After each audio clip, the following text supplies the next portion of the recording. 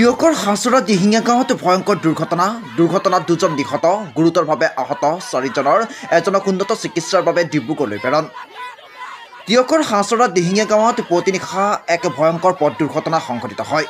উক্ত ঘটনাত দুজনকৈ লোক থিতাতে নিহত আৰু গুৰুতৰভাৱে চাৰিজন লোক আহত হয়। জানিব পৰা মতে নিশা উৰুকাৰ ভোজ ভাত খাই পুৱা পথৰ কাষত গাহৰি বিক্ৰী কৰিবলৈ ঠাই চাফা কৰি থকাৰ অৱস্থাতেই এখন স্কৰ্পিঅ' বাহনে মহতিয়াই নিয়ে আটাইকেইজনক। 3:30টাৰ ভিতৰত আমাৰ গাঁৱে ছজনকৈ যুৱকে তেওঁলোকে মানে ভোগালী খানা হিচাপে গাহৰি মানে আৰু কাটিব যা যোগাৰ চলাই আছিলে।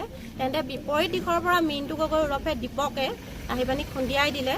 তাৰে দুজন মানে ঢুকালে, বাকী চাৰিজন মানে আপোনাৰ সংকটজনক অৱস্থা, জীৱনৰ কাৰণে পংগু হ'লেই। দুৰ্ঘটনা সংঘটিত হোৱাৰ পাছতেই আহতসকলক ততাতৈয়াকৈ যোৰহাট চিকিৎসা মহাবিদ্যালয়ত ভৰ্তি কৰোৱা হয় যদিও দুজন যুৱকৰ মৃত্যু হয়। নিহত যুৱক দুজন হৈছে অভিজিত ফুকন আৰু অমৃত গগৈ। আনহাতে আহত যুৱক চাৰিজন হৈছে প্ৰাণজিত গগৈ, মানস গগৈ, সুৰজিত বৰা আৰু পংকজ দত্ত।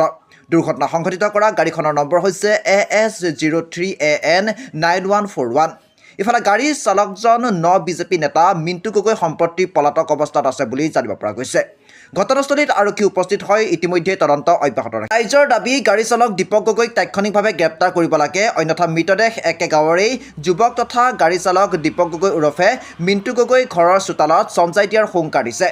লগতে প্ৰাপ্ত খবৰ অনুসৰি গুৰুতৰভাৱে আহত পংকজ দত্তক উন্নত চিকিৎসাৰ বাবে ডিব্ৰুগড়লৈ প্ৰেৰণ কৰা হৈছে। ইফালে দুৰ্ঘটনাত পতিত প্ৰতিগৰাকী ব্যক্তিৰে আৰ্থিক অৱস্থা বৰ সুচল নহয়। সেয়েহে মৃতকৰ স্বাৰ্থ তথা আহতৰ চিকিৎসাৰ সম্পূৰ্ণ খৰচ বহন মিণ্টু গগৈ কৰিব লাগিব বুলিও ৰাইজে দাবী উত্থাপন কৰিছে।